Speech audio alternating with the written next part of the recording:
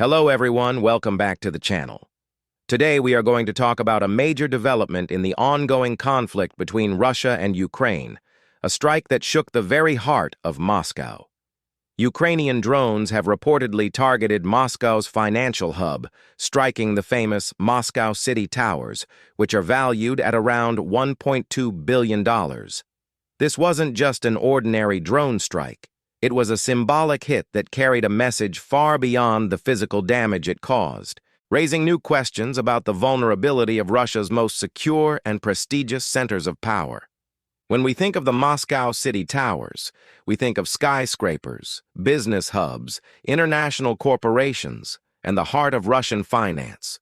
For Ukraine to hit this area directly with drones means they have managed to bypass Russia's layered defense systems, including radar and missile shields that are meant to protect the capital.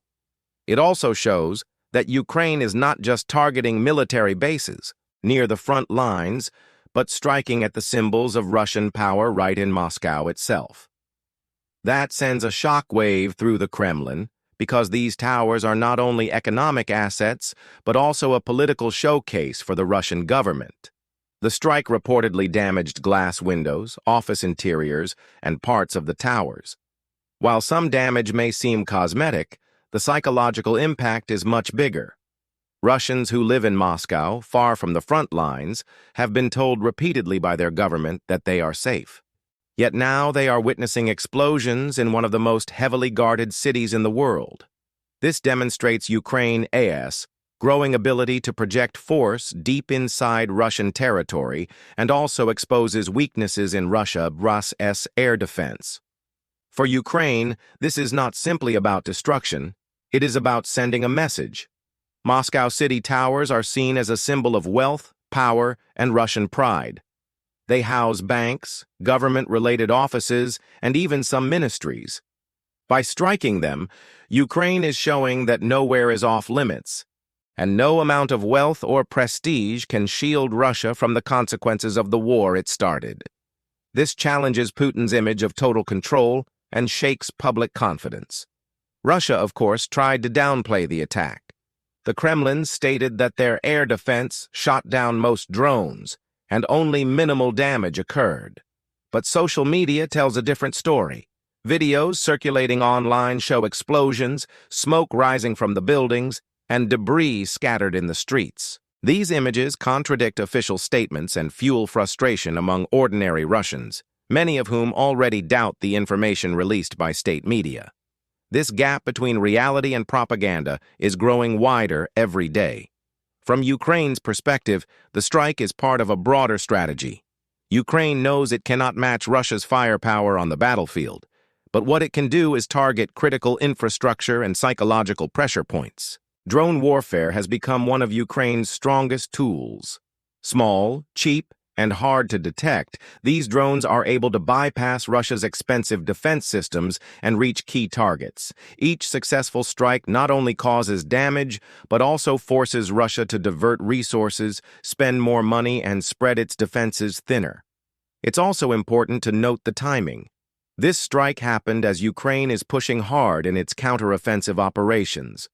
The Kremlin has been insisting that Ukrainian advances are slow and ineffective, but by striking Moscow directly, Ukraine changes the narrative.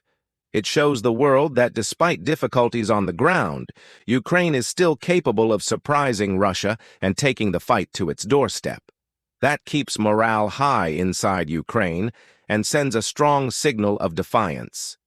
The economic impact is another layer to this story. Moscow City is not just symbolic, it is also a hub for finance and business. Even a temporary disruption there can cause ripple effects in investment and trade. Businesses operating in these towers will question their safety, foreign investors may hesitate, and insurance costs are likely to rise. For a Russian economy already under strain from sanctions, war expenses, and declining revenues, this adds more pressure. For ordinary Muscovites, the psychological effect is significant. Moscow has always been portrayed as untouchable, a fortress protected by one of the most advanced defense networks in the world. But now people wake up to the sound of drones, to broken glass, and to fires in their city center. This breeds fear and uncertainty. If the capital is not safe, then nowhere in Russia is safe.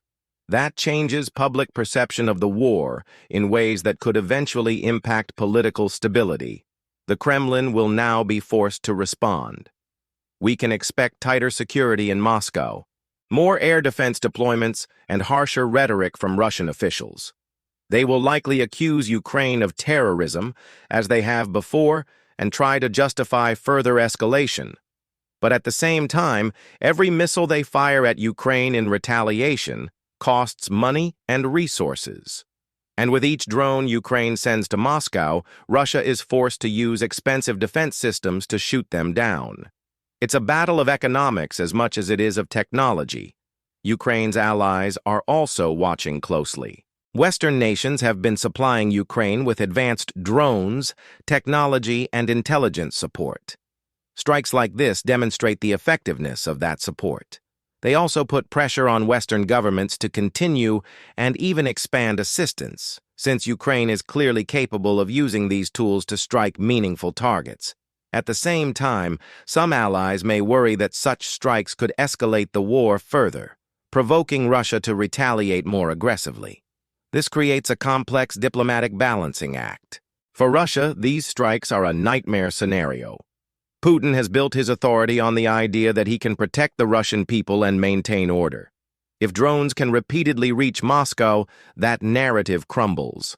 The population may begin to question the leadership more openly, and even elites who benefit from Moscow City's wealth may lose confidence. This internal pressure, combined with military setbacks, could weaken the Kremlin's control over time. The strike also highlights the evolution of modern warfare. Drones are no longer just surveillance tools. They are offensive weapons that can strike deep inside enemy territory. They represent a new era where even small countries can challenge powerful militaries through innovative tactics. Ukraine is proving that asymmetric warfare, using technology and creativity, can level the playing field against a much larger adversary. What happens next will be crucial. If Ukraine continues these strikes, Russia will be forced to either strengthen its defenses at enormous cost or risk further humiliation. If Russia escalates in response, the conflict could intensify and spread. Either way, the war is entering a new phase, one where the battle is no longer confined to front lines, but reaches into the political and economic heart of Russia itself. For Ukrainians, this strike is a symbol of resilience. It shows that despite the odds, they are still standing strong and still able to hit back. For Russians, it is a reminder that the war is not far away, but right at their doorstep. And for the world, it is a warning of how quickly modern warfare is evolving and how fragile even the most secure cities can be in the face of new technologies. In conclusion, the Ukrainian drone strike on Moscow city towers is far more than just an attack on buildings. It is a psychological, economic, and political blow to Russia. It exposes vulnerabilities, challenges narratives, and reshapes the battlefield far beyond Ukraine's borders. The war is changing, and so is the perception of safety within Russia itself. As this conflict continues, one thing is clear. Ukraine is determined to show that it can and will strike back, even in the heart of Moscow.